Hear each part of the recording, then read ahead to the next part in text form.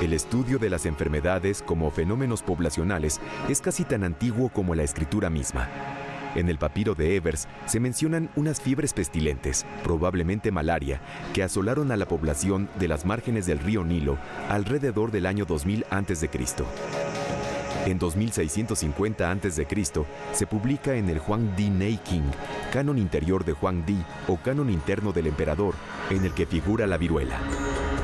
El método para su prevención consistía en soplar polvo de las pústulas ya secas en la nariz de quien se va a proteger. La aparición de plagas a lo largo de la historia también fue registrada en la mayor parte de los libros sagrados, en especial en la Biblia, el Talmud y el Corán, que adicionalmente contienen las primeras normas para prevenir las enfermedades contagiosas. De estas descripciones destacan las de los hebreos, que incluyen recomendaciones para evitar enfermedades como la lepra en la ley mosaica. En el Levítico encuentra el que se considera el primer código de higiene escrito hacia el año 1500 a.C. La gran plaga en Egipto obligó a Minepta, el faraón que sucedió a Ramsés II, a permitir la salida de Moisés y el pueblo judío de Egipto alrededor del año 1224 a.C. Muchos escritores griegos y latinos se refirieron a menudo al surgimiento de pestilencias. Tucídides relata vivamente la plaga de Atenas en 430 a.C. Homero, Heródoto, Lucrecio, Ovidio y Virgilio se refieren en diferentes épocas a fenómenos epidémicos. La primera referencia médica de un término análogo se encuentra en Hipócrates, quien usó la expresión epidémico y endémico para referirse a los padecimientos según fueran o no propios de determinado lugar. Hipócrates, en su texto de Aires, Aguas y Lugares, señala que el régimen de vida, el clima y la calidad de la tierra, los vientos y el agua son los factores involucrados en el desarrollo de las enfermedades de la población. En el Imperio Romano, Galeno estableció medidas para combatir la peste del año 165 después de Cristo, que fue llevada a Roma por las tropas que regresaban de Oriente. Esta peste ha persistido por cerca de 15 años ya en grandes extensiones del imperio y ha matado a miles y miles de personas. Los enfermos presentan fiebre alta, inflamación de boca, lengua y garganta, aversión a los alimentos, sed abrasadora, vómitos de materias biliosas y diarrea. Sufren de perturbaciones de facultades intelectuales, delirio tranquilo o furioso, y finalmente mueren al 7º o 9º día. Durante el Imperio Justiniano de 541 a 750 después de Cristo, recibió el nombre de epidemia la plaga que lleva su nombre y que mató entre 25 y 50 millones de personas. Siglos más tarde, la peste negra de 1348, primera pandemia de peste bubónica que afectó a Europa, causó la muerte de entre 50 y 75 millones de personas y condujo a la aceptación universal de la doctrina del contagio. En 1546, Girolamo Fracastoro, en su libro del contagio, las enfermedades contagiosas y su curación, describe enfermedades contagiosas como la peste, lepra, tisis, sarna, rabia, erisipela, viruela, ántrax, tracoma, tifus exantemático y sífilis. Establece por primera vez 3 formas posibles de infección: por contacto directo, rabia, lepra; por medio de los seminaria prima, ropas o enfermos; y por inspiración del aire o miasmas. En 1580, el médico francés Guillaume Bayou publicó su libro sobre las epidemias. En esta obra se refiere al sarampión, difteria y peste bubónica, aparecidas en Europa entre 1570 y 1579, y describe sus características y modos de propagación. La Iglesia se encargó durante muchos siglos de las acciones de control sanitario mediante el aislamiento y la cuarentena de los contagiados, destinadas a mantener lejos de las poblaciones las enfermedades que viajaban con los ejércitos y el comercio. Estas acciones sanitarias se generalizaron en toda Europa del siglo XIV al XVII y paulatinamente se incorporaron en la práctica médica. Durante las epidemias de cólera que afectaron a Londres en 1849 y 1854, John Snow demostró que su transmisión se debía a la contaminación del agua en un grifo del que se proveía a sus habitantes.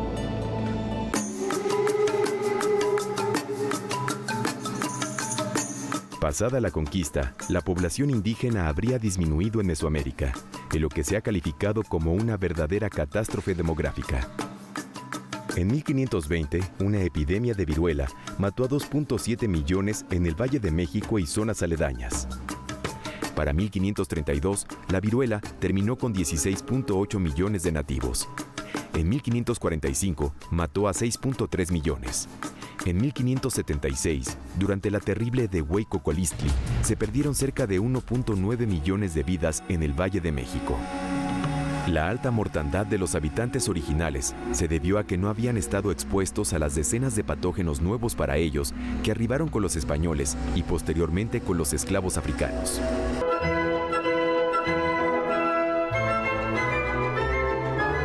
En México, los paleopatólogos han identificado en restos humanos estudiados enfermedades como osteoartritis, anemia, escorbuto, avitaminosis, tuberculosis, treponematosis, tumores, periostitis por procesos infecciosos, detención del crecimiento óseo, defectos del esmalte, caries y otros problemas dentales. En Tlatilco, 2000 a.C., el 26% de los habitantes moría antes de los 26 años de edad. En Cuicuilco, entre 600 y 150 a.C., del 25 al 43% de la población sufría hipoplasia. En tanto, en Copán, importante ciudad maya del periodo clásico, alcanza el 77%, siendo las mujeres las más afectadas. ¿Qué es lo que tenemos en las fuentes antiguas? Tenemos epidemias. Los códices prehispánicos nos van diciendo, el rey fulano de tal, tenemos tales años, hubo cosechas, no hubo cosechas, y de repente nos pintan un montón de muertos. Dice, ese año hubo un montón de muertos. La explicación del texto, hubo una epidemia en la que se murieron muchas gentes. Entonces vamos teniendo un registro de epidemias y de acción contra las epidemias. ¿Qué hacemos? Tiramos las casas y tapamos. Se cambian de lugar en ciertos momentos, en fin, una serie de situaciones. Pero lo importante es la consignación de la epidemia. Pero en el siglo XVI se da un fenómeno muy interesante. Cuando los médicos españoles les preguntan a los médicos indígenas, oiga, ¿y ustedes cómo vivían antes? Ah, pues vivíamos más sanos que ahora. Y esto da un cambio. Si vives más sano que ahora, ¿qué quiere decir? Que ahora tengo más y otras enfermedades que antes no tenía. Entonces empiezan a registrar. Yo en esto veo un principio de una epidemiología formal. Registramos de qué se enfermaban y de qué ya no se enferman o de qué sí se enferman ahora. Las relaciones geográficas recopiladas en México por orden de Felipe II alrededor de 1580 contienen datos acerca de las enfermedades que padecían sus pobladores. En estos reportes se registra que en Chimalhuacán, a las orillas del lago de Texcoco, su población enfermaba por el hacinamiento de gente y los vapores de la laguna. Padecían bubas, fiebres palúdicas tercianas, disentería y conjuntivitis. Juan de Cárdenas, en su libro Problemas y secretos maravillosos de las Indias, publicado en 1591, decía que era raro que hubiera enfermos de tisis y con reumas, y en cambio padecían mucho de enfermedades oculares. Los registros de las parroquias, donde se anotaba la causa de muerte, dan también una idea de las enfermedades predominantes.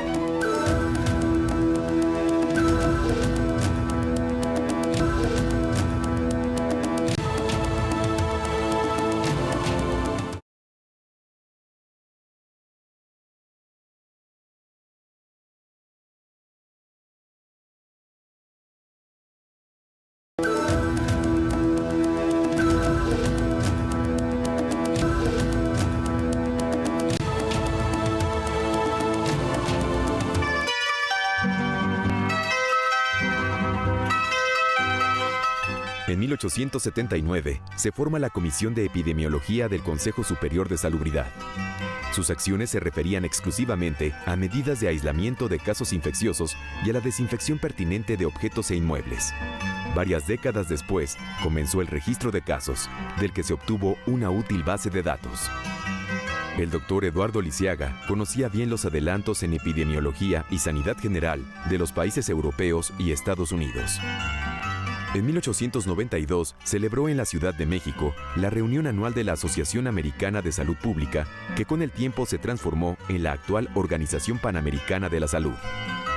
En 1889, el ensayo de Geografía Médica y Climatología de la República Mexicana, de Domingo Orbañanos, establece la primera visión epidemiológica de la República Mexicana, ricamente ilustrada con mapas epidemiológicos.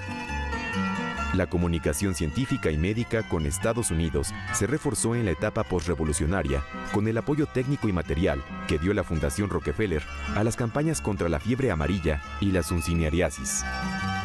El aumento de la incidencia de la fiebre amarilla a raíz de la invasión de los puertos del Golfo en 1914 y 1917 favoreció que se realizaran trabajos conjuntos entre la Fundación Rockefeller y las instituciones dedicadas a estudiar las enfermedades tropicales.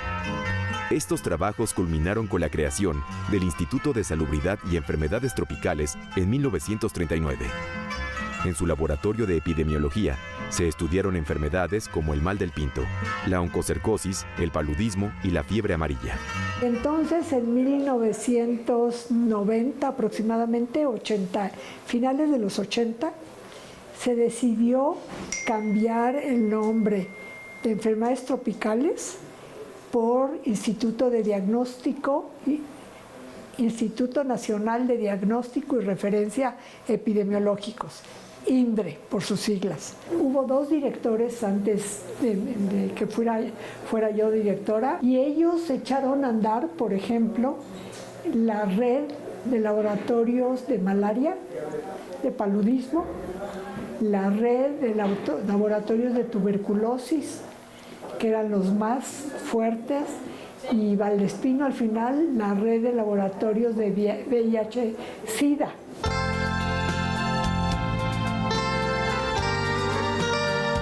Todavía en la década de los 50 no se configura la epidemiología como ahora se le conoce. Blanca Raquel Ordóñez, pionera mexicana en este campo, la describía como una disciplina sólidamente cimentada, recurso básico y esencial para planear, conducir y evaluar las acciones de salud pública.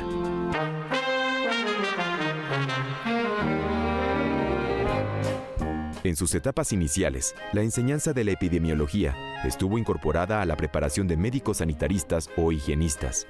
Fuera de la Escuela de Salud Pública inaugurada en 1922, la enseñanza de la epidemiología en el pregrado era limitada. Desde hace cerca de 4 décadas, se empezaron a dar nociones de epidemiología en la Escuela Nacional de Medicina de la UNAM, dentro de las asignaturas de higiene. La separación de la Escuela de Salud Pública y las escuelas de medicina dificultó la asimilación del concepto de la salud en la formación de los médicos mexicanos, más orientados a la medicina curativa y a la clínica que a la medicina preventiva y a la salud pública. En 1943 nació la Asociación Fronteriza Mexicana-Estadounidense de la Salud por la necesidad de disponer de un sistema adecuado de vigilancia epidemiológica en esta zona crítica. En 1944 se construyó la Sociedad Mexicana de Higiene, hoy de Salud Pública, que incluyó como una de sus 6 secciones de trabajo a la epidemiología. En 1983 nace la Asociación Mexicana de Epidemiología con el propósito de fomentar el desarrollo de recursos humanos y promover la investigación científica en esta materia. La enseñanza actual de la epidemiología de posgrado tiene en general un alto nivel de calidad. En la Facultad de Medicina de la UNAM y algunas más de los estados se imparten cursos de epidemiología, así como programas de maestría y doctorado en ciencias sociomédicas que datan de 1985. En la Dirección General de Epidemiología de la Secretaría de Salud se preparan también especialistas en epidemiología aplicada. La maestría en ciencias con énfasis en epidemiología se consolida en 1985 en la Escuela de Salud Pública.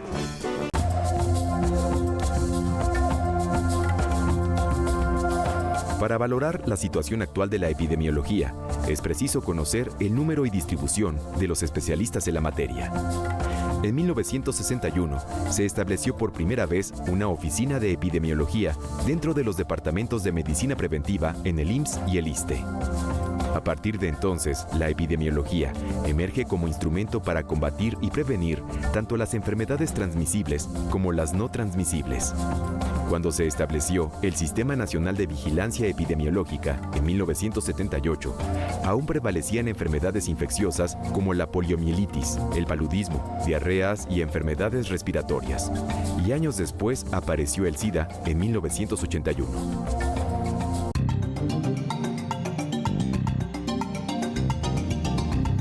En general, la epidemiología brinda la base de evidencia científica para las intervenciones, para la prevención y el control de enfermedades.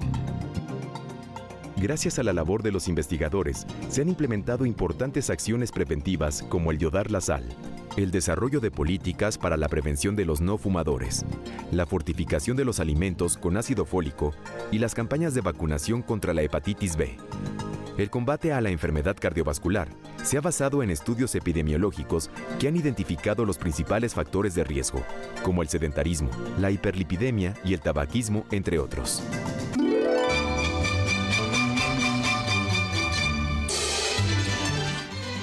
Con la expedición del primer Código Sanitario a finales del siglo XIX, se impulsa la profesionalización de los servicios de salud en México. La necesidad de realizar estudios epidemiológicos sobre problemas relevantes de salud en nuestro país, como la peste bubónica, la fiebre amarilla, la viruela, el paludismo y el tifo, llevó a las autoridades sanitarias de entonces a profesionalizar al personal de salud. El Sistema Nacional de Vigilancia Epidemiológica, SINAVE, se formalizó en 1995. Ese mismo año se creó el Comité Nacional de Vigilancia Epidemiológica, CONAVE. El SINAVE quedó estructurado con 4 componentes sustantivos: notificación semanal, sistemas especiales, sistema epidemiológico y estadístico de las defunciones y vigilancia epidemiológica hospitalaria. El Sistema Único de Información para la Vigilancia Epidemiológica permite por primera vez la homologación de esta actividad. Ahora, quienes están desarrollando el quehacer epidemiológico han ido, digamos, ya con una visión de la intención de ser epidemiólogos, de hacer epidemiología, de trabajar en los servicios de salud, con varias orientaciones, desde el epidemiólogo hospitalario, el epidemiólogo clínico, hasta el epidemiólogo de campo. Por ejemplo, recientemente hemos tenido, y no es desconocido para la gente, en México siempre tenemos desastres por fenómenos naturales, huracanes, terremotos, etcétera. Y ahí los epidemiólogos de campo, que son los que se forman en la Secretaría de Salud, en la Dirección General de Epidemiología, siendo un programa universitario de la UNAM, con título universitario, son quienes atienden o acompañan a las brigadas, a quienes, digamos, están contratados para ello, pero son estos especialistas en formación quienes contribuyen de manera muy, muy importante al cuidado de la salud de la población afectada por este tipo de fenómenos, amén de los que están en los hospitales, que tienen una función distinta, pero llevan el recuento de infecciones intrahospitalarias, llevan todo lo que es la epidemiología hospitalaria, cómo se afecta a la gente, cómo muere la gente, etcétera, etcétera. Entonces, tenemos ya un desarrollo formal, formación de recursos humanos muy importante en el área de epidemiología en nuestro país, que sí da un andamiaje y un soporte al quehacer epidemiológico que antes no se tenía.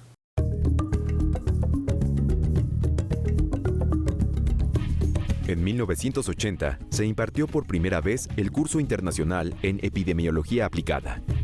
En 1982 se diseñó el programa de residencia en epidemiología aplicada, PREA, así como cursos específicos para el personal operativo de las entidades federativas.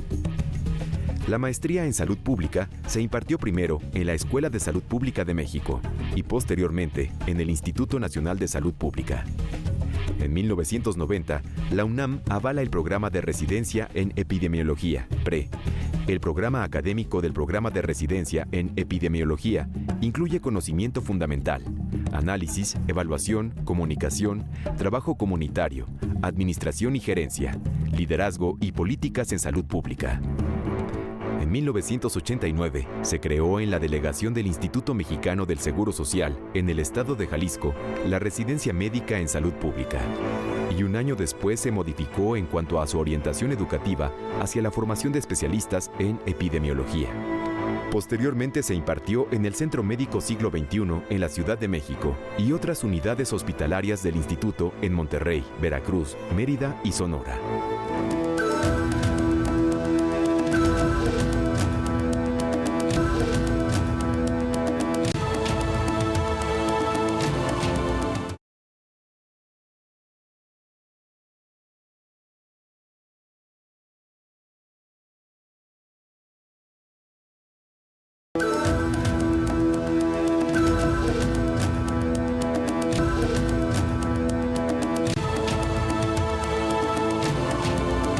epidemiología hospitalaria está enfocada justamente a la prevención y control. Entonces, lo que busca es evitar en este ámbito hospitalario que ocurran las infecciones adquiridas en el hospital, que desgraciadamente, a pesar de muchos de los esfuerzos que se hacen, son extraordinariamente frecuentes. 1 de cada 20 pacientes, y en ciertos lugares, como muchos hospitales en México y en otros países de ingresos medios o bajos, pueden ser hasta menos pacientes, 1 de cada 10 o 1 de cada 11. Entonces, tener agua segura, tener buenos programas de higiene de manos, garantizar que todos los instrumentos, todo el instrumental, dispositivos que se usan en un hospital también estén reprocesados de manera correcta. Y esto puede ser desde la desinfección, esterilización, etcétera. Y luego, pues también tenemos que vigilar cómo ocurren estas infecciones y cuáles son los factores de riesgo para poder intervenir y disminuir estas infecciones.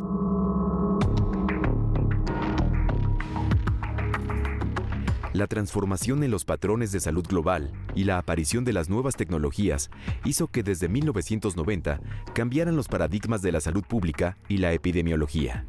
Fue entonces cuando emergieron y reemergieron enfermedades infecciosas y aumentaron los padecimientos crónicos no transmisibles. Actualmente la obesidad y la diabetes provocan mayores tasas de mortalidad por enfermedades cardiovasculares y cáncer que las enfermedades infecciosas. Los epidemiólogos examinan los factores causales de la obesidad en los estilos de vida y el medio ambiente. Por otra parte, a pesar del éxito de la salud pública en la reducción de la frecuencia de las enfermedades infecciosas, la emergencia de resistencia microbiana y de pandemias de agentes antes desconocidos mantienen este grupo de enfermedades como uno de los mayores retos para la epidemiología. Los desarrollos en los métodos de investigación genéticos, moleculares y de biología celular han permitido descubrir y clarificar el conocimiento sobre agentes de enfermedad, interacciones huésped-agente y susceptibilidad en los huéspedes. La implementación de estos métodos en los laboratorios de salud pública ha dado lugar a la caracterización de las cepas y la identificación de agentes que permiten mejorar la vigilancia epidemiológica. Los epidemiólogos deben manejar con capacidad y habilidad modelos de predicción de diseminación de las enfermedades y metodologías para la evaluación de intervenciones de prevención. También deben diseñar sistemas de vigilancia para detectar y responder a patrones epidemiológicos de enfermedades desconocidas o poco frecuentes. Nuevos desarrollos en el estudio de exposiciones han permitido describir con mayor rapidez, facilidad y precisión la distribución de agentes químicos, biológicos y radioactivos en el medio ambiente. Las tecnologías innovadoras de monitoreo y medición de biomarcadores están revolucionando el estudio del riesgo y la predisposición a las enfermedades. La ecoepidemiología, subdisciplina que estudia la relación entre la salud humana y la dinámica de los cambios ecológicos globales, está respondiendo a esos grandes retos medioambientales utilizando modelos predictivos que permiten identificar los elementos de exposición para prevenirlos y controlarlos.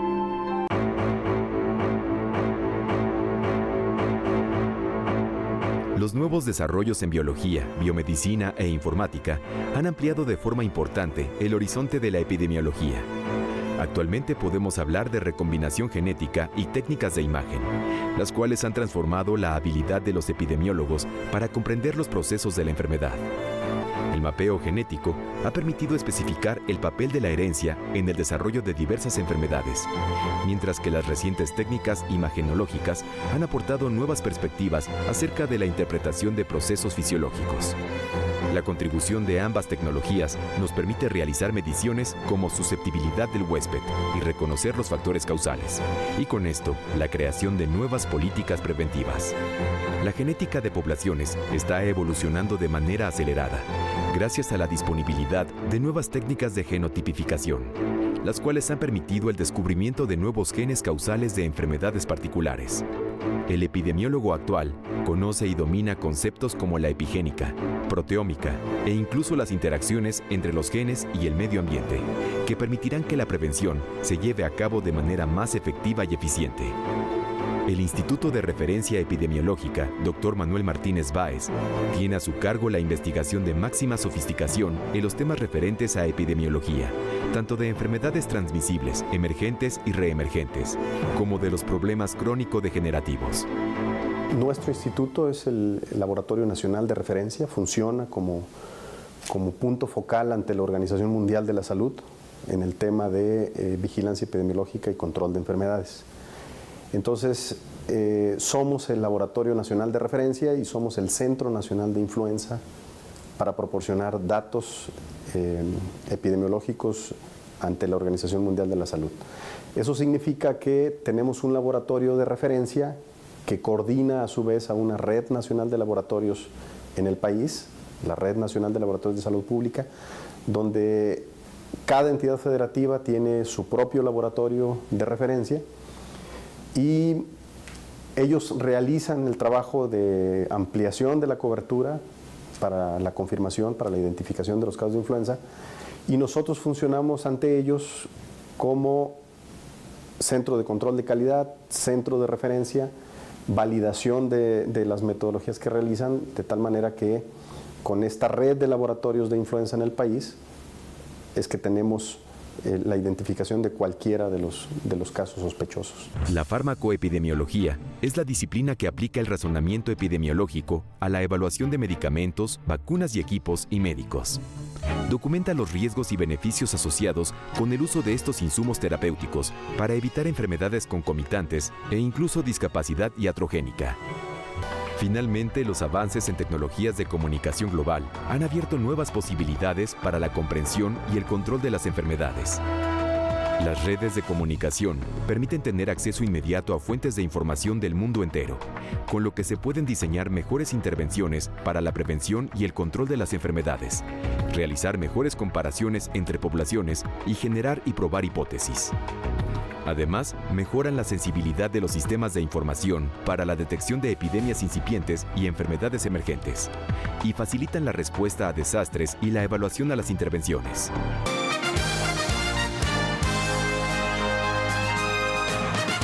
De acuerdo con diversas estimaciones estadísticas, se ha concluido que se necesita al menos un epidemiólogo totalmente capacitado por cada 200,000 habitantes para cubrir las necesidades de salud pública de un país de manera efectiva.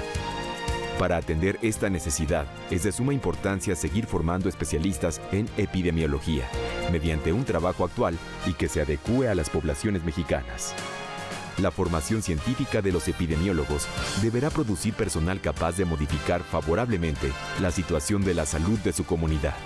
Hoy, en el que podemos incluso conocer ya dentro del marco de lo que es el perfil de una población caracterizada por los métodos epidemiológicos, hoy conocer más las características individuales de las personas al interior de ese grupo. Y es a lo que yo he llamado la salud pública personalizada. ¿Y a qué apunta eso? A que conociendo las características de la población, hoy la genética, la metabolómica, la capacidad de análisis me permite entrar a conocer los riesgos al interior de esa población de los individuos, y ya no es solo la población, asumiendo que todos somos iguales al interior de la población, sino que tenemos diferencias al interior de un grupo dado. ¿Y eso a qué está enfocado? A hacer mucho más específica la intervención y mucho más efectiva las medidas preventivas.